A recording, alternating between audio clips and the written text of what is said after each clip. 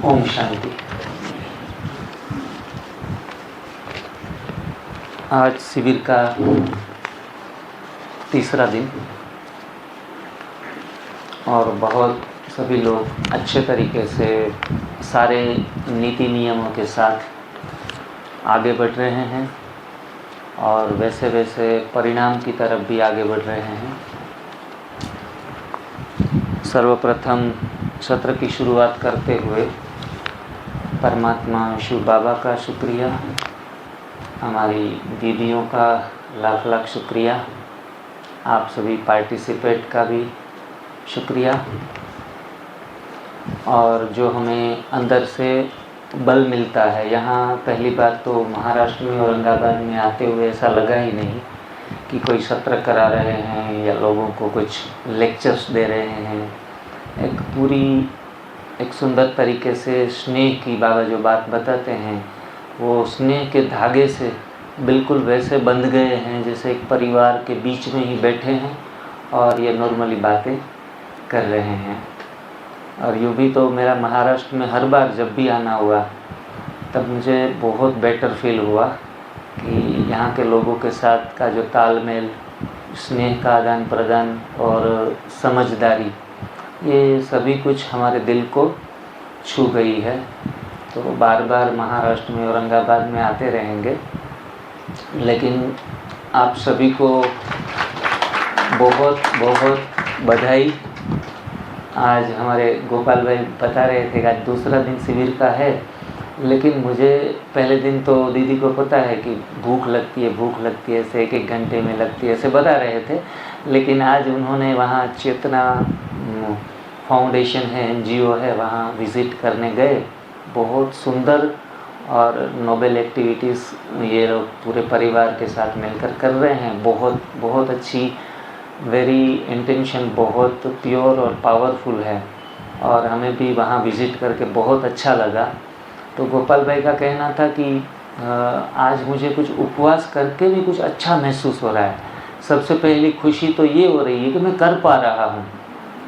12 बजे तक, अभी तक पूरे जीवन काल में हम भूखा रहने की आदत ही नहीं डाले हैं। पिछले 2 दिन से 12 बजे तक खाना तो ठीक, जूस भी नहीं, पानी भी नहीं और बिल्कुल ही मुंह को चुप करा दिया है 12 बजे तक। तो इनके कारण एक खुशी बढ़ती है हमारे अंदर, वो नेचुरल हैप्पीनेस है, आनंद। क्योंकि आनंद तब ही आता है, खुशी तब ही मिलती है जब इच्छाओं से निवृत्त होते हैं। तो सबसे पहली हमारी इच्छा है खाने की इच्छा। वो इच्छा से हम 12 बजे तक निवृत्त हो गए। मतलब जहाँ इच्छा निवृत्ति है वहाँ खुशी है, वहाँ आनंद है, वहाँ मन प्रसन्न है। ये फॉर्मूला है। जब भी हम किसी भी डिज़ायर को सामने रखते हैं, एक अपना घर का मकान बनाना है, जब तक मकान नहीं बनता तब तक हम अंदर से थोड़े से बेचैन रहते हैं। कोई भी आप अपनी विश ले लो, जब मकान बन जाता है उसी टाइम हमें खुशी मिलती है। तो हम क्या समझते हैं कि इच्छा की पूर्ति हो गई और खुशी मिल गई, लेकिन ये हमारी सरासर भ्रांति है। इच्छा पूर्ति के कारण खुशी नहीं मिली तो क्या हुआ? इच्छा की निवृत्ति हो गई। जो इच्छा बनाए के रखी थी वो हट गई कि जो पाना था वो पा लिया। मतलब इच्छा की पूर्ति के कारण खुशी नहीं मिलती, इच्छा निवृत्ति के कारण वो आनंद ऊपर आ गया, लेकिन सदा के लिए नहीं आया। वही आनंद सदा के लिए नहीं रहा, क्योंकि एक इच्छा पूर्ति पूरी होने के कारण मनुष्य जीवन में और 10 इच्छाएं जागृत होंगी। एक दुकान तो फिर दूसरी दुकान तो तीसरी दुकान। इच्छाओं की निवृत्ति हम कर नहीं पाते। 1 करोड़, 10 करोड़, 20 करोड़, लेकिन 20 करोड़ के बाद भी हमें पता है और भी पागलपन आता है? और कुछ पाले, 200 करोड़ बना ले। मतलब जब जब इच्छा पूरी होगी उसी सेकंड एक दिन के लिए आपको खुशी मिलेगी और आनंद में रहेंगे आप, फिर वहीं के वहीं और तड़प रहेगी और खुशी चली जाएगी, गायब होगी। तो मेन चीज़ हमें ये समझनी है कि सदा के लिए हैप्पी रहना है। वहाँ हम गए थे, उसका नाम भी कुछ चेतना हैप्पी विलेज ऐसा कुछ, हाँ हैप्पी विलेज। हाँ, रियल हैप्पीनेस हम कब अंदर अपने समाहित कर पाएंगे? जब हम इच्छाओं से निवृत्त होने का प्रयास करेंगे। ये बहुत गहन और गुह्य बात है। इनके ऑपोजिशन में भी हम कई सारे लॉजिक तर्क लगा सकते हैं। भाई इच्छा नहीं होगी तो हम कुछ पा ही नहीं सकेंगे। आगे के लिए अपने जीवन में जो डेस्टिनेशन रखते हैं वो कैसे पाएंगे? चलो इच्छा निवृत्त कर देंगे तो कुछ ना कुछ डिज़ायर होनी चाहिए, सदिच्छा जिनको बोलते हैं। तो नहीं होंगी तो कैसे हो पाएगा? लेकिन काम सभी अपने आप होते हैं, बिना इच्छा के भी आप बहुत अच्छे तरीके से डेवलप्ड हो सकते हैं। इच्छा मात्रम अविद्या, ये मुरली में हम सुनते हैं।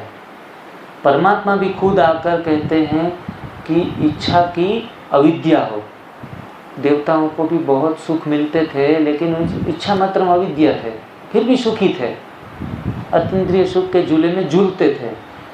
तो आजकल मानसिक टेंशन, तनाव, जितने भी मनोरोग बढ़े हैं, उस मनोरोग का कारण मात्र और मात्र इच्छाएं हैं। जिनको भी डिप्रेशन आ रहा है, टेंशन आ रहा है, तनाव, एंजाइटी जो भी फील कर रहे हैं, उनके पीछे आप देखो, बिना इच्छा के तनाव आ ही नहीं सकता। इच्छा रखेंगे तो ही तनाव आएगा। तो मनोरोगियों को ठीक करना है, डिप्रेशन वालों को ठीक करना है। डिप्रेशन आज हर जगह, हर घर, हर व्यक्ति के अंदर है। कोई ऐसे नहीं कह सकता हाथ उठा के कि मुझे बिल्कुल डिप्रेशन नहीं है। 10% में, 20% में से लेकर 90% तक लोग डिप्रेशन फील कर रहे हैं। तो ये डिप्रेशन को हटाना है, मन को स्वस्थ करना है, मानसिक रीति से स्वस्थ होना है। हमने 2 दिन में शारीरिक रीति से स्वस्थ होने के लिए फॉर्मूला बताए। अब मानसिक रीति से स्वस्थ होना है तो हमें अपनी इच्छाओं के ऊपर नियंत्रण लाना पड़ेगा।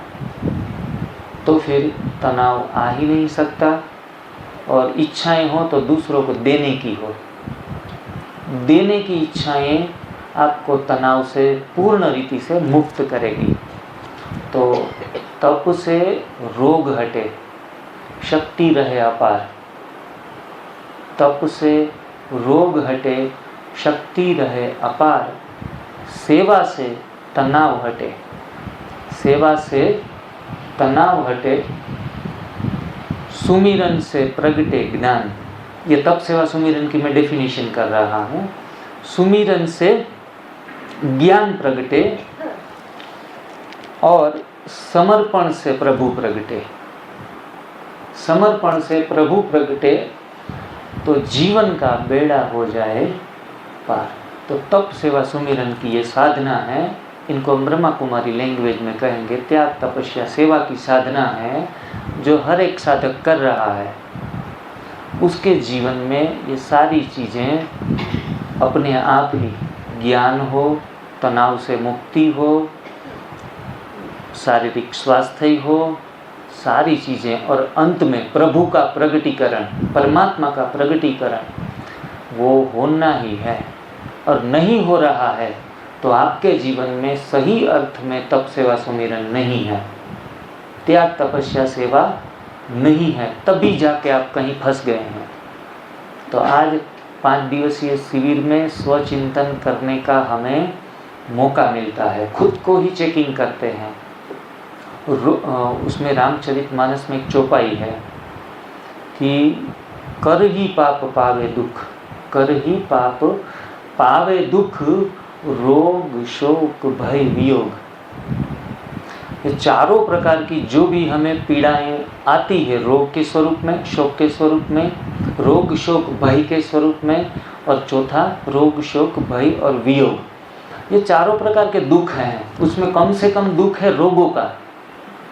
कम से कम दुख है रोग का। शारीरिक व्याधियाँ जो है, मानसिक व्याधियाँ हैं, वो रोग कम से कम दुख देते हैं। उनसे ज़्यादा दुख देने वाली चीज़ें हैं शोक, उनसे ज़्यादा भय और उनसे ज़्यादा वियोग। ये 3 प्रकार के दुख और भी हमारी जीवनी शक्ति को नीचे लेके आते हैं और हमें कमज़ोर बना देते हैं। तो इन सब चीज़ों से मुक्ति का मार्ग है त्याग, तपस्या, सेवा, तप, सेवा, सुमिरन। अच्छे तरीके से तप मतलब पके हुए भोजन का त्याग, जितनी भी मात्रा में हो, 50%, 25% या फिर 100%। तो तप की व्याख्या है पके हुए भोजन का त्याग, जो हमने सुबह से कभी शायद किसी ने नहीं लिया है। कोई लिया है तो हाथ उठाओ, लगभग कोई नहीं है। तो रियल अर्थ में तपस्वी मूर्त हम बने हैं। सेवा मतलब संग्रह वृत्ति का त्याग, बांटना नहीं, बटोरना, और इकट्ठा कर ले और इकट्ठा कर ले, तो ये सेवा में नहीं आता। सेवा में आता है बांटना। तो संग्रह वृत्ति का जब हम त्याग करते हैं, वो चाहे तन, मन, धन, अपनी योग्यता, अन्न, जो भी है, वस्त्र, ये सारी चीज़ें जब हम संग्रह करना शुरू करते हैं, किसी के वार्डरोब में आप देखो ना, खोलो तो 30 दिन के 30 शर्ट मिलते हैं, हर रोज एक एक नया शर्ट। इतना संग्रह, फिर भी उसमें से उनको चुनिंदा 5 ही पसंद है, बाकी के 25 साल से पड़े हैं वैसे ही के वैसे। फिर भी कभी विचार नहीं आता कि ये 25 क्यों खाम खा जगह रोक रहे हैं, इनको खाली करो भाई। पुराना जाएगा तो नया आएगा, ये सिद्धांत है। पानी किसी जगह भरा हुआ है, उसको थोड़ा हटाएंगे तो फिर वहाँ नया पानी जगह लेगा। कोई भी चीज़ को, पुरानी को जब हटाएंगे तो नई चीज़ें आएंगी। देने से किसी का कम नहीं हुआ है, और जो भी सेंटर वृद्धि को पाए हैं, उसकी नींव में जो संस्कार हैं वो देने के ही होंगे, लेने के नहीं होंगे। वरना सेंटर वृद्धि को कभी पा ही नहीं सकता। जब तक लेने की आस बंधी है तब सेंटर डेवलप नहीं हो सकता। या कोई भी इंस्टीट्यूशन, कोई भी एनजीओ या कोई भी फाउंडेशन, जिनको देने की वृत्ति आई है, वही फाउंडेशन कल जाके बड़ा होगा, वरना पॉसिबल ही नहीं है। कुदरत भी हमें सिखाती है, पहले दो और बाद में अपने आप वापस लौट के आएगा। ये है तप, सेवा, सुमिरन के सिद्धांत, बेसिक सिद्धांत हैं, जो हर धर्म को लागू होते हैं, हर धर्म के अंदर है, हर धर्म की नींव में पड़े हुए हैं। अगर हम गरीब हैं, पैसा हमारे तरफ नहीं आ रहा है, धन की तरह से हम बहुत दुखी हैं, तो क्या करेंगे हम? पाई जोड़ते रहेंगे, जल्दी जल्दी सेविंग में डालते रहेंगे, कल जाके जल्दी से ज़्यादा हो जाए। नहीं, ये रॉन्ग फॉर्मूला है। सेविंग करना चाहिए, उसके विरुद्ध में हम नहीं बात बता रहे हैं, लेकिन जितना भी धन, 5 पैसा भी कमाई करके घर में आ रहा है, उसमें से आपको कुछ देना पड़ेगा, तब जाके 1000 गुना आएगा। मैं खुद के जीवन का अनुभव बता रहा हूँ छोटे से एग्जाम्पल के द्वारा। मैं जब इंजीनियरिंग ख़त्म करके एक सामान्य ऑर्गेनाइजेशन में प्राइवेट जॉब में लगा, तब मेरी तनख्वाह 1100 रुपये। 1100 रुपये तनख्वाह, मुझे पता है एक दिन में भी हम खर्च कर देते हैं। ऐसी छोटी सी तनख्वाह में मैं लाचारी से वो जॉब ज्वाइन किया। मैंने तुरंत ही मैंने ब्रह्मा कुमारी भी उसी समय ज्वाइन किया था। बहनें अच्छे तरीके से भाड़े के मकान पे सेंटर चलाती थी, और मैं वहाँ गया, 7 दिन का पाठ उठाया। बहुत तनाव रहता था जीवन में, जैसे जीने की कोई उम्मीद ही जैसे नहीं हो। इतनी पढ़ाई की, देखो जॉब नहीं है, जॉबलेस है, रोजगार नहीं है। आज के युवाओं में ये सारी चीज़ें फेस करते हैं सभी। तो मैं 7 दिन पाठ उठाकर रोज़ मुरली सुनने चला जाए शुरू किया, और बाबा की भंडारी भी हर सेंटर पे लगी रहती है।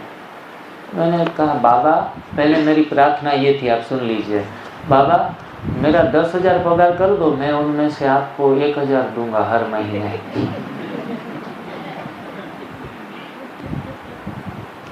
ऐसे करके मेरे 2-3 महीने चले गए, लेकिन 1100 रुपये में से 1500 रुपये भी हुए नहीं, क्योंकि हम बाबा के साथ व्यापार करते हैं। व्यापारी लोग हैं ना कि बाबा मेरा वो प्रोजेक्ट ख़त्म कर दो, तो वो उनमें से जो बचेगा ना वो मैं आपके सेंटर पे लगाऊंगा। ये हो गया व्यापार, और इनसे व्यापार भगवान खुश नहीं होते। अगर आप किसी भी कंडीशन के साथ परमात्मा के साथ कनेक्शन करोगे तो मदद नहीं मिलेगी। फिर ये जो नीति नियम, भंडारी करना, सहयोग देना, ये सारी चीज़ें बहनें सिखाती है। तो बहनों को बोला, बहन जी मेरी 1100 रुपये तनख्वाह है, तो बोला उसका कुछ भी हिस्सा 100 रुपये भी आप बाबा की भंडारी में डालो, देखो आपकी आर्थिक प्रगति होती है या नहीं। तो मैंने कहा चलो बहनें बताती है तो चलो भंडारी करना शुरू करते हैं। और मेरी माताजी ने कहा कि बेटा तेरा 1100 तनख्वाह में घर का व्यवहार चलता नहीं है, घर का ज़रूरत ही नहीं है। पापा ने भी बोला कि 1100 रुपये हमें, उसमें से 200 रुपये भी नहीं चाहिए, अपने पॉकेट खर्च के लिए रख ले। तो मैंने देखा कि बहनें सुबह नाश्ता कराती, टोलियाँ खिलाती, खान पान सब सेंटर पे ही होता था, परवरिश मेरी।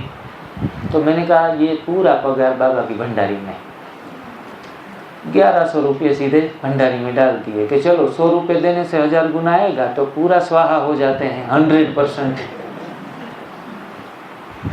तो बहनें थोड़ी सी चौंक गई, अरे नहीं नहीं आपके घर वाले कहेंगे कि ये तो पूरा, ये ब्रह्मा कुमारी ने इनका दिमाग खराब कर दिया है, सारा पैसा वहाँ ही डालता है। तो बोला मेरे माता पिता ने ही किया है कि आप पूरा उधर डाल दो, क्योंकि अगर मेरा पगार 15-20 हज़ार 25 हज़ार होता तो माता पिता को भी थोड़ा होता कि कोई घर में आए तो अच्छा, उनको भी 1000 रुपये में कोई फ़र्क नहीं पड़ता था। लेकिन जैसे ही सहयोग धन का गया, बांटना शुरू किया, और दिन ब दिन न चाहते हुए भी, बाबा को न कहते हुए भी, आर्थिक रीति से मेरी स्टेज ऊपर आती गई। ये हर एक बच्चों का अनुभव है, जिसने भी बाबा के यज्ञ में धन डाला है उसका कभी गरीबी का मुंह देखेंगे ही नहीं, क्योंकि सबसे धनवान तो शिव बाबा है, और वो थोड़ा आपका लेके खुश होगा। और एक अच्छा इंसान भी 50 रुपये किसी से उधारी लेगा तो 50,000 का काम कर देगा उनका। तो ये तो ऑलमाइटी ऑथोरिटी है, वो आपका लेता नहीं है। वो तो आप भाग्यशाली हो जो बाबा के यज्ञ में आपका धन जा रहा है। तो कभी भी अंदर से ऐसा भी नहीं कि मैं दे रहा हूँ। अगर मैं दे रहा हूँ वैसी भी भावना आती है, वो भी गलत है। मैं तो भंडारी में डाल के ले रहा हूँ, अनेक गुना ले रहा हूँ। तो मैंने ये तप सेवा सुमिरन के सिद्धांत बाबा के यज्ञ में ये अनुभव कर लिए कि अच्छा, धन देने से धन में वृद्धि हुई, मन देने से, सेवाएं करने से, मन को बिजी रखने से सेवाओं में मन मजबूत होता गया, एकदम मन स्ट्रॉन्ग होता गया, पॉजिटिवनेस अपने आप आती गई। हम तो गोलियां खा के मन को तंदुरुस्त करने के लिए प्रयास कर रहे हैं। तो जो भी दोगे वो आपको मिलेगा, वो चाहे तन दो, मन दो, धन दो, वस्त्र दो, अन्न दो, कुछ भी दो, वो हमारे जीवन में भरपूर हो जाएगा। यही सिद्धांत हमें तप सेवा सुमिरन के सिखाए जाते हैं कि आपको दशांश देना पड़ेगा। ये हमारे कल भाई जो आए थे, कौन लेक्चर लेने वाले, हाँ जी, उनके साथ मैं पर्सनली मिला, मुझे बहुत अच्छा लगा। उन्होंने कहा कि दशांश विषय है वो बहुत इम्पोर्टेंस विषय है। कहते हैं कि पेट में कब्ज़ है हमारे, एनिमा दिया, ग्रीन जूस दिया तो छूटता है, क्योंकि वो भी त्याग करना पड़ता है। हम उसके लिए वर्ड्स यूज़ करते हैं, मल त्याग, मूत्र त्याग। वो भी सुख तब मिलता है जब त्याग करते हैं। ये जो वेस्ट पड़ा है वो भी जब त्याग करते हैं तब जाके रिलैक्स होते हैं। त्याग की परिभाषा ही वह है। मैं तो कहता हूँ ज़्यादा कुछ, जो कंजूसी ज़्यादा होती है तो ज़्यादा अगर दे ना पाए ना, तो मैं कहता हूँ ज़्यादा त्याग मत करो, इतना 2 चीज़ों का तो त्याग कर दो आप जिनके कारण भी आपको थोड़ा स्वास्थ्य वापस लौटना शुरू हो जाए। बीमारी भी हमारे सेल्स में इतनी जमी पड़ी है, करोड़ों सेल्स है ना, और हम सब जानते हैं, विज्ञान से परिचित हैं, तो एक एक सेल्स के अंदर क्रोनिक डिजीज़ जो होता है, सोराइसिस, कितने सारे जो क्रोनिक डिजीज़ है जो 5 साल पुराने हैं, वो सारे क्रोनिक डिजीज़ हैं। वो सिर्फ हमारे ऑर्गन के ऊपर ही नहीं, पूरे बॉडी के सभी सेल्स में घुस गए हैं और हमारे ब्लड में भी घुस गए हैं। तो उनको कैसे निकालेंगे? कोई कहता मैं तप सेवा सुमिरन ये NDS 2 मास से करता हूँ, 2 साल से करता हूँ, फिर भी ये बीमारी जवाब नहीं देती, कुछ न कुछ मात्रा में अभी भी पड़ी हुई है। तो आपको अनासक्ति की साधना करनी पड़ेगी, आपको छोड़ना पड़ेगा, आपको दशांश देना पड़ेगा, अपने समय का दशांश भी देना पड़ेगा। 24 घंटे में 1 घंटा तो कम से कम सेवा में लगा दो। समय का दशांश, धन का दशांश, वस्त्र का दशांश, अन्न का दशांश, सभी कुछ एक बार देना शुरू करो। जब ये संस्कार पड़ जाएंगे हमारे देने के संस्कार, तब जाके बीमारी भी छोड़ने के संस्कार अपने अंदर आ जाएंगे। पकड़ने के संस्कार हैं तो बीमारी को भी सबकॉन्शियस से पकड़ के रखते हैं। तो ये सबकॉन्शियस के ऊपर का भी खेल है। जब हमारा मन देने के संस्कार में चला जाएगा, तब जाके बीमारी भी हम दे देंगे, परमात्मा को हवाले कर देंगे। तो जितना डाइट जरूरी है उतना ही सेवा जरूरी है। डाइट के 33 मार्क्स हैं, देने के सेवा के 34 मार्क्स हैं, और मेडिटेशन के 33 मार्क्स है। कुल मिला के 100 मार्क्स होते हैं। कोई कहते हैं डाइट के विषय में जान लिया, हो गया हमारा काम। नहीं, आपको मेडिटेशन भी, राजयोग भी करना पड़ेगा। राजयोग ना करो तो जो भी कुछ आप जानते हो, जिस प्रकार से विधि से ध्यान करते हो, वो भी आपको 33 मार्क्स गेन करने के लिए मेडिटेशन करना पड़ेगा। आपको कहीं ना कहीं हाथ से छोड़ना पड़ेगा, कुछ देना पड़ेगा, तब जाके संपूर्ण स्वास्थ्य की प्राप्ति होगी। बीमारियों से संपूर्ण निजात पा लेंगे, बीमारी से संपूर्ण मुक्त हो पाएंगे। तो आज थोड़ा तप सेवा सुमिरन के बारे में डीपली, एक साइकोलॉजिकली भी हमने जाना कि ये तीनों चीज़ों के ऊपर कैसे वजन दे के, त्रिपाई कहते हैं ना, ये त्रिसूत्री साधना है। ये एक भी सूत्र नहीं होगा तो चलेगा नहीं, तीनों चीज़ें हमें साथ में जोड़ के रखनी है। फास्टिंग मतलब वही जो फास्टिंग नाम है, वही हमको कुछ मैसेज दे के जाता है। F मीन्स फॉरगिवनेस, दूसरों को माफ़ करना है। और फास्टिंग करते हैं तो दिल और दिमाग एकदम शांत हो जाता है और दूसरों को माफ़ करने में आसानी रहती है। तो फास्टिंग से ये चीज़ें हमारे अंदर आएंगी। क्या आएगा? पहला फॉरगिवनेस, दूसरी चीज़ कौन सा अक्षर है? ए मीन्स एक्सेप्टेंस। सभी चीज़ों को हम इजीली एक्सेप्ट कर पाएंगे। हमारी जड़ मान्यताएं, रूढ़िगत मान्यताएं, उनको भी हम छोड़ पाएंगे और नए विचारों को हम एक्सेप्ट कर सकेंगे। तो ये हो गया एक्सेप्टेंस। कोई को कोई चाहिए नहीं, बोलो है कि हमारा ही है वो सर्वश्रेष्ठ है, होड़ में लगे हैं। आज तो धर्मों के अंदर भी एक होड़ लगी हुई है, लेकिन जब हम फास्टिंग करते हैं तब जाके हम एक्सेप्टेंस हमारे अंदर आने लगता है। हर नई चीज़, हर पॉजिटिव चीज़, उनको हम एक्सेप्ट कर पाते हैं। वरना रिजिड माइंड सेटअप होना ये अच्छी बात नहीं है। हर आप समंदर जैसे होने चाहिए। समंदर क्या करता है? सभी चीज़ों को अपने अंदर समाहित करता है। वो तो बुरी चीज़ों को भी अपने अंदर समाहित करके उनको एकदम स्टेबल रहता है। तो हमें तो कम से कम बुरी चीज़ें तो नहीं, लेकिन अच्छी अच्छी चीज़ें जो भी सोसाइटी में हैं, वो सारी चीज़ों को खुले दिल से एक्सेप्ट कर पाए। मुझे ये सेंटर पे आके खुशी बहुत हुई। इनका एक कारण ये भी है कि हमारी दीदी का नेचर जो है वो मुझे बहुत अच्छा लगा कि हर चीज़ को जो फ़ायदेमंद है, दूसरों के लिए कल्याणकारी है, उनको वो खुले दिल से एक्सेप्ट करती हैं। वरना कई लोग हमारे यज्ञ में भी कोई अच्छी चीज़ को एक्सेप्ट करने में 100 बार सोचना पड़ता है कि नहीं यज्ञ के हिसाब से उसके नीति नियम से फिट बैठती है या नहीं है, इनके जो भी रूल्स है उसके ओपोजिशन में नहीं जा रही है ना, तो अच्छी चीज़ होते हुए भी कई बार हम उनसे छूट जाते हैं। तो एफ माना क्या? फॉरगिवनेस। आपको याद भी करा दूंगा। ए माना एक्सेप्टेंस। आगे का अक्षर है एस। इसका मतलब क्या होगा, आप ही बताओ। हैं जी? काफ़ी सारी अच्छी चीज़ें हैं एस के ऊपर, लेकिन अभी जो आप वो लेके बैठे हैं एस, सेल्फ कंट्रोल है। भूख लगी है फिर भी खाना नहीं है, निश्चित समय के बाद ही हम खाएंगे।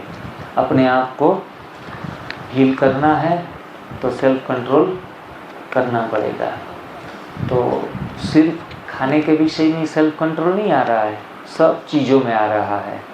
अगर भोजन के ऊपर संयमित हो गए तो सारी चीज़ें, सारी इंद्रियों के ऊपर संयम आएगा। वो चाहे आँख हो, कान हो, नाक हो, त्वचा हो, सारी चीज़ें अपने अंडर में आएगी जब आप फास्टिंग करेंगे।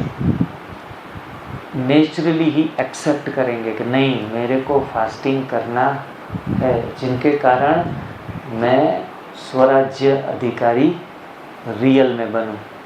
इसीलिए एस माना सेल्फ कंट्रोल, स्वयं का नियंत्रण। स्वयं नियंत्रित होना अपने आप में सबसे बड़ी जीवन जीने की कला है। तो एस माना self control. T transformation, tolerance. बढ़िया, ये भी एक्स्ट्रा जोड़ सकते हैं इनके साथ। हाँ, वेरी गुड। हाँ, तो टॉलरेंस भी मुझे अच्छा लगा, सहनशीलता भी आती है हमारे अंदर। फिर क्या बोला आपने? ट्रांसफॉर्मेशन। ट्रांसफॉर्मेशन भी आप खुद फील कर रहे हैं 2 दिन में। जिसने भी बहुत अच्छे तरीके से ट्रांसफॉर्मेशन फील किया है, जो ज़रा हैंड राइज कीजिएगा। वेरी गुड, बहुत बढ़िया। तो ट्रांसफॉर्मेशन भी आता है, लेकिन हमारा बाबा कैसा है? सत्य है, शिव है और कल्याणकारी है और सुंदर है। तो हमारे अंदर ट्रुथ आता है। ट्रुथ, सत्य के प्रति हम जागृत होते हैं। सत्य क्या है वो पता हमें पड़ता है, हम अपने आप ही डायग्नोस कर पाते हैं, फिल्टर लगा के सारी बातों को देख पाते हैं।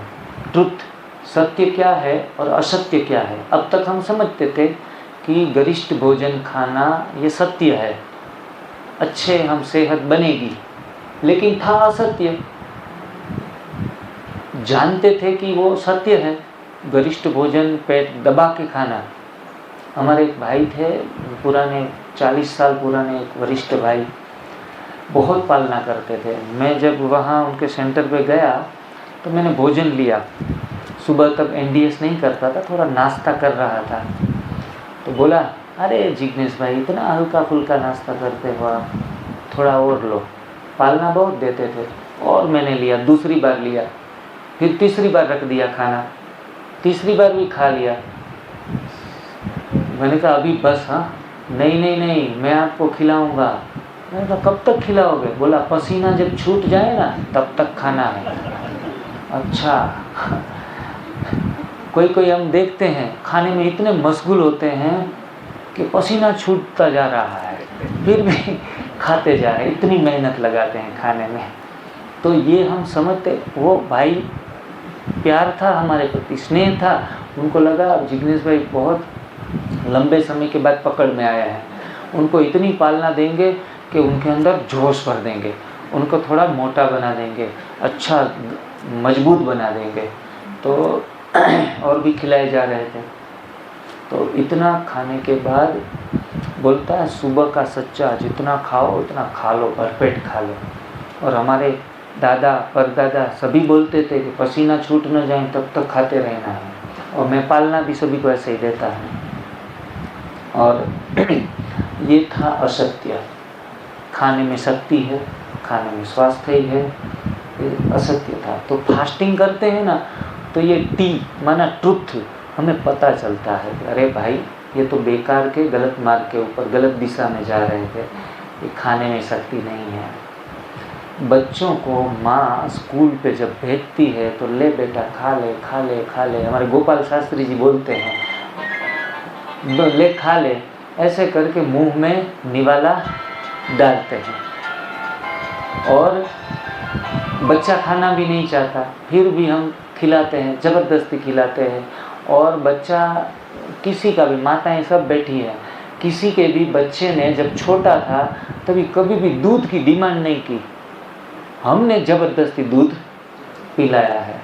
और बाद में एडिक्शन होने के बाद मांगता है, वो अलग बात है। लेकिन हर बच्चा मुँह ऐसे फेर लेता है। मैंने भी फेर लिया था, मुझे याद है जब मेरी माँ ने पहली बार दूध दिया था तब एक बास आती थी, ये भी पीने की कोई चीज़ है, अंदर जाके भी सुकून नहीं मिलता था, मुंह फेरते थे, फिर भी हम दूध ज़बरदस्ती पिलाते थे। जब नहीं पीते थे तो उसमें उसने आइडिया किया, माता जी ने शुगर की 2 चम्मच डाल दी, अच्छे से घोल बनाया। जब वो दूध मीठा लगा तब जाके मज़ा आया, तब पीने की आदत पड़ गई दूध पीने की। तो हर माँ बाप, माँ नहीं लेकिन माँ बाप दोनों बच्चों को भोजन खिलाने में ही पीछे पड़े हैं। अगर गलती से भोजन के विषय में, डाइट के विषय में बच्ची अगर कुछ जानती है और कम खाना शुरू कर दे तो माँ बाप के ऊपर आफत आ जाए। अरे मेरी बेटी को कुछ हो गया है, कुछ खाती पीती नहीं है, डाइट के ऊपर बहुत ध्यान रखती है, कितनी दुबली हो गई है, और निवाला डालते रहते हैं।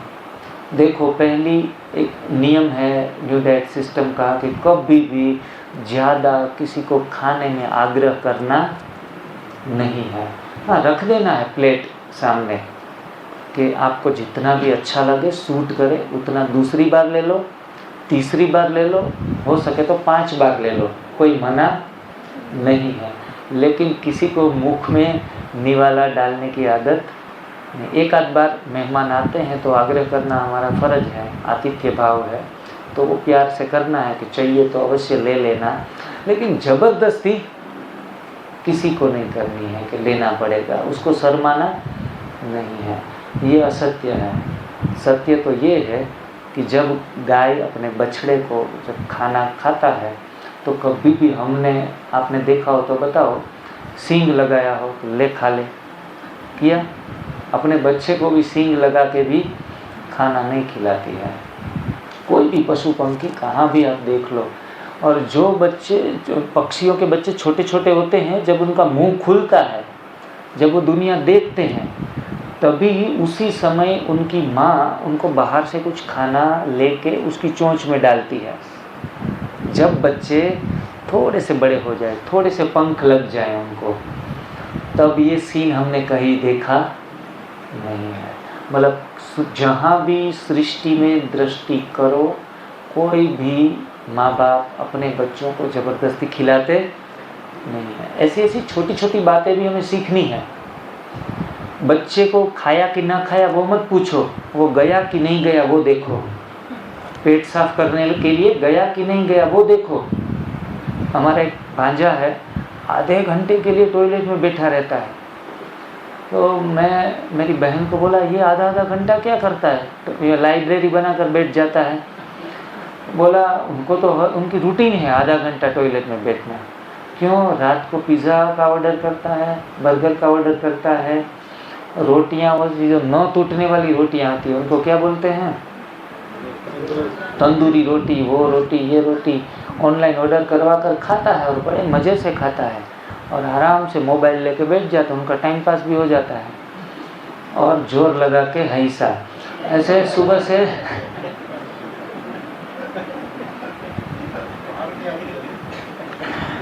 आटा मतलब सेहत में घाटा। आटा खाएंगे तो जोर लगाना पड़ेगा। इसीलिए हम कहते हैं पहले तो आटे को मारो गोली। आप आटे को जितनी भी मात्रा में कम करो उतना कम करते जाओ। चिपकने वाली चीज़ें हैं, ये सारी। और जब तक आटा पेट में न जाए, कल भाई बहन जी बता रही थी कि 2 रोटी जब तक पेट में नहीं जाती तब तक हम भूखे हैं, खाना जैसे खाया ही नहीं ऐसा लगता है। ये बरसों की आदत है, इसलिए रोटी नहीं जाएगी तब तक हमें सेटिस्फेक्शन नहीं मिलेगा। क्योंकि हमारी मेंटालिटी है, जब तक हम पका हुआ नहीं खाएंगे, जब तक हम रोटियां अंदर डालेंगे नहीं, तब तक उनको खाना नहीं कहते। लेकिन ये खाना नहीं है, ये भोजन नहीं है। हमारे गुजराती में कहते हैं, हमारे वहाँ मेहमान आते हैं तो इनको कहते हैं जमजो। ये शब्द आप यूज़ करते हैं या नहीं? यहाँ जमजो, आप भोजन खा लो खा लो खा लो, तो हमारे गुजराती में कहते हैं जमजो जमजो। हाँ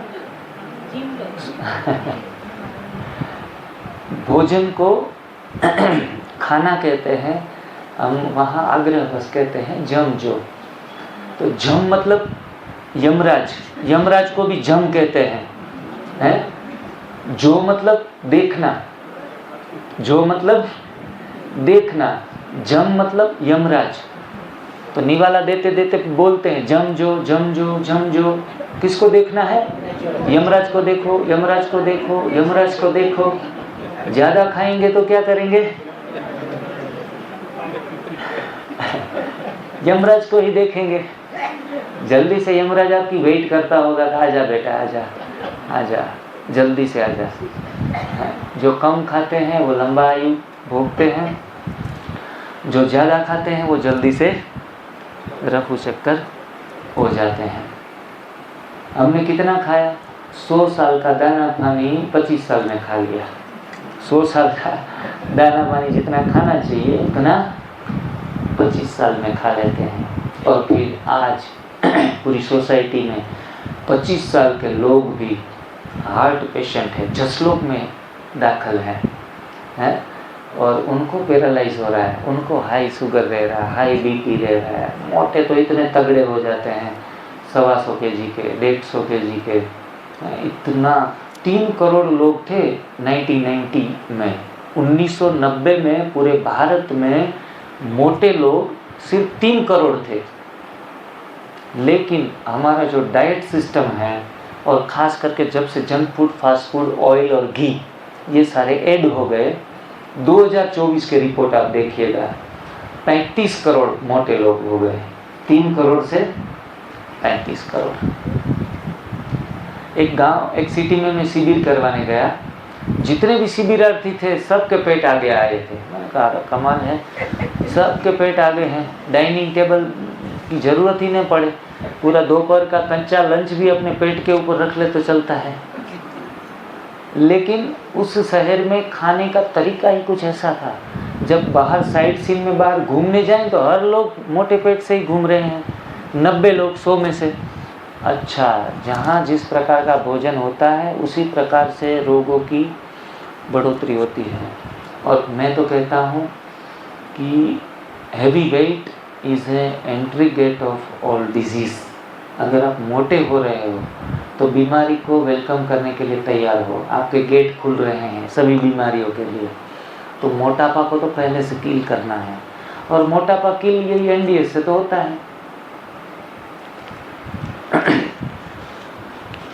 कहाँ पहुँचे थे हम? आई, टी माना ट्रुथ, आई माना इंटेग्रिटी। इंटेग्रिटी मतलब पूर्णता। पूर्णता हमारे अंदर प्राप्त होती है, पूर्ण बनने की तरफ यात्रा शुरू होती है, अखंडितता जिनको बोलेंगे। तो फास्टिंग से इंटेग्रिटी, अखंडितता भी हमारे जीवन में आती है। जब तक हम अपूर्ण फील करेंगे, कुछ कमी है कुछ कमी है, ये कमी का एहसास धीरे धीरे करके कम होने लगता है। हम पूर्णता की तरफ अग्रसर होते हैं। पूर्णमद पूर्णमिदं पूर्णात पूर्णमुदच्यते, ऐसा श्लोक गायन हम गाते हैं कि परमात्मा पूर्ण है, हम अपूर्ण हैं। तो हमें यात्रा किस तरफ करनी है? पूर्ण की तरफ। फिर पूर्णता की यात्रा हमारी फास्टिंग से शुरू होती है। एन का मतलब नरिशमेंट। हमारे शरीर को जो भी न्यूट्रिशन चाहिए वो सारे मिलने लगते हैं। चलो खाने से मिलते हैं ये तो सुना था, वो उपवास रखने से मिलेंगे। लेकिन IASS में जब 9-9 दिन के जो फास्टिंग होते हैं उन दौरान वो प्रयोग करते हैं कि सभी के हीमोग्लोबिन बढ़ जाते हैं, सभी के B12 बढ़ जाते हैं सिर्फ उपवास रखने से। तो उपवास रखने से विटामिन्स मिनरल्स की पूर्ति भी होती है। मतलब इनको क्या कहेंगे, नरिशमेंट। हम फलानी टेबलेट खा लें जिनके कारण थोड़ा सा विटामिन C कमी है तो वो पूरी हो जाए। कुछ करना नहीं पड़ेगा आपको, आर्मी ऑफिसर की तरह आपके रिपोर्ट आना शुरू हो जाएंगे अगर आप अपने जीवन में फास्टिंग कर लेंगे। ये विटामिन D कहाँ से मिलेगा? अरे आपने मौका नहीं दिया, सारी पकी हुई चीज़ें दबा के रखी है। बड़ी आंत में जो 60 नंबर का पॉइंट है, 60 नंबर का पॉइंट, वो है विटामिन की आपूर्ति का। वो पॉइंट हमने दबा दिया पका हुआ भोजन डाल के। उनको एनीमा से साफ करो, वो खुला हो जाएगा, तुरंत ही वो नरिशमेंट करना शुरू कर देगा। तो विटामिन की आपूर्ति नहीं रहेगी। बाद में जो देना है वो कैसा देना है, क्या क्या देंगे हम शरीर को, कितनी चीज़ें देंगे, हमारा रियल डिज़ाइन फूड क्या क्या है, कोई बताएगा दीदी? रो फूड, उसमें क्या क्या आता है कैटेगरी? पत्तियाँ, फिर वेजिटेबल्स, वेरी गुड, और फल, सलाद, और हाँ रूट्स जो कंदमूल है, और अंकुरित अनाज है। और अगर आप ड्राई नट्स का यूज़ करना चाहे तो अंजीर है, मुनक्का है, वैसी चीज़ें। काजू बादाम के पीछे भागा दौड़ी ना करें, हैं? वो कल डॉक्टर साहब मिले थे, आज आए हैं वो पीडियाट्रिक आज की सभा में। वो मुझे पर्सनल कल आधा घंटा मिले कि बच्चों को किस तरह से नरिशमेंट देना चाहिए। और मैं तो सुबह सुबह उठ के अखरोट खाता हूँ, काजू बादाम खाता हूँ, फिर जिम जाता हूँ। तो मैंने कहा काजू बादाम अखरोट का कोई रोल नहीं है। शौक से अगर वो रात को भिगोकर 2-4 दोपहर में ले लिए, कोई मना नहीं करते हैं, क्योंकि हम हठ योग नहीं सिखाते। नहीं मतलब नहीं, कुछ लेना है तो थोड़े भिगे हुए 12 घंटा 2-4 टेस्ट कर लिए दोपहर में, कोई उनकी कोई बर्फ़ी बना ली, चॉकलेट बना ली, तो इस चीज़ में हम यूज़ कर सकते हैं। और लास्ट पॉइंट लेके हम यहाँ सेशन ख़त्म करते हैं। सब ग्रीन जूस पिएंगे, बाद में 10-15 मिनट में तुरंत ही ऊपर आ जाएंगे। जी का मतलब होता है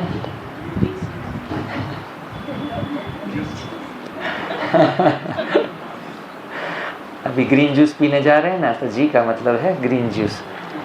फास्टिंग के मतलब कुछ भी नहीं लेना, तो जी मीन से grace of God, grace of God, भगवान की कृपा बरसना शुरू हो जाती है। उपवास रखने से हमारा सहस्त्राचार चक्र, हमारा आज्ञा चक्र वो एक्टिवेट होता है, ओपन होता है। जब ये चक्र ओपन होगा तो ऊपर से यूनिवर्स की एनर्जी आना शुरू कर देगी, हमें भगवान के आशीर्वाद का अनुभव होता रहेगा। 9 दिन भी अगर हम नींबू सेहत पानी पे भी रह सकते हैं तो रहना चाहिए, अगर अंदर इतनी ताकत है तो हमें ग्रेस ऑफ गॉड की फीलिंग जरूर आएगी।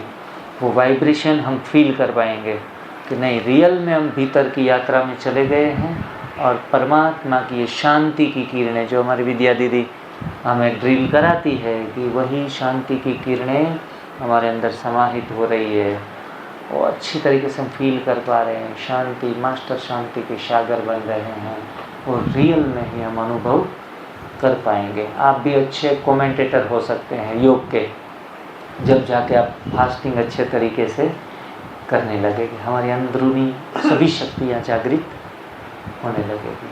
अब आगे नेक्स्ट सेशन में हम देखेंगे हिस्ट्री ऑफ NDS, कहाँ से इनकी शुरुआत हुई है NDS की, कौन कौन से लोगों ने अपना योगदान दिया, उन्हों के सिद्धांत क्या थे, वो सारी चर्चाएं हम आगे के सेशन में करेंगे। अभी हम ग्रीन जूस का आनंद लेंगे, 1 गिलास 2 गिलास 3 गिलास जितने भी पीने हैं, आराम से मज़े से अमृत जूस का पान करेंगे। ओम शांति।